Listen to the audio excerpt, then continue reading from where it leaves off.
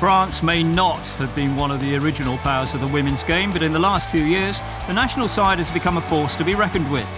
Back in 2011, they had their best ever showing at the FIFA Women's World Cup, reaching the semi-finals. There was no international tournament for the men that summer, so as a result, people focused on us. We turned up, we played good football, and we had a good tournament. And I think that helped open people's eyes. People who didn't understand or didn't know about women's football. And from that point on, people really started to change their minds. France reached the same stage at the London Olympics a year later, so heading into the 2013 European Championship, they're arguably the team to beat. Les Bleues is Les Bleues' first choice left back. It's all been a great experience. We took part in 2 top-level tournaments. We showed France has great quality and that we're one of the top women's football teams in the world. We've got another big tournament coming up, the Euros, and I reckon we have a good chance to go and win the title this summer. And the success of the national team has gone hand in hand with development across all levels of the sport. Women's football has evolved a great deal, especially compared to when I started playing. I began playing very young. I was around 8 to 10 years old, and I played at school. There wasn't any girls' football then. I had to play with the boys. Today there are many more girls' teams at that level. The girls play amongst themselves, but still have the chance to play with the boys.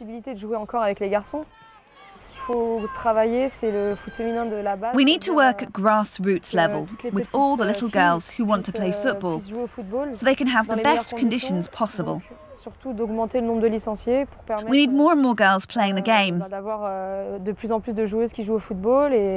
The more young players we have, the greater the quality we'll then have at the professional level. It's a very tough job, but the Federation is currently working really hard to improve everything. There's also been good progress at club level in France, with Lyon finding great success in the Champions League. However, there's certainly a divide between the haves and have-nots in the domestic top flight. Below's PSG, who qualified for next season's Champions League, are fully professional and include a few foreign stars alongside several French internationals.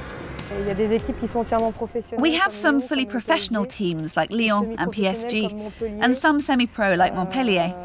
But I'd like to have a league where all the teams are professional. This would make the league more attractive. For me, playing in a professional team, at times it's really tough to see the other girls who have to work all day, because we've got much better conditions. So there's a big difference. It would be better if more games were hard-fought contests. When Euro 2013 gets underway in Sweden, France will be desperate to improve on their 2 recent semi-final appearances in major tournaments. If they do, it could be the beginning of even better things to come in the women's game.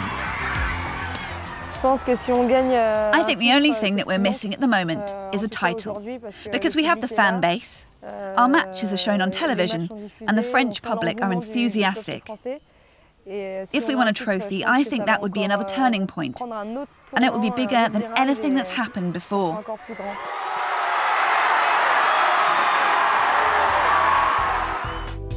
Though they'll be expected to do well in Sweden, France have gone down 1 place to number 6 in the latest FIFA Coca-Cola Women's World Ranking. They may not have lost in their last 10 matches, but that sequence includes a run of 7 straight draws.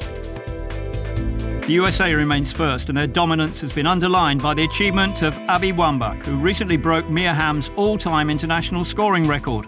4 goals in a 5-0 win against Korea brought her total to 160. A recent run of tournaments in Asia meant there was some movement for teams from that continent. Myanmar was one beneficiary, moving up 3 spots to number 43 after winning their qualifying group for next year's Asian Championship.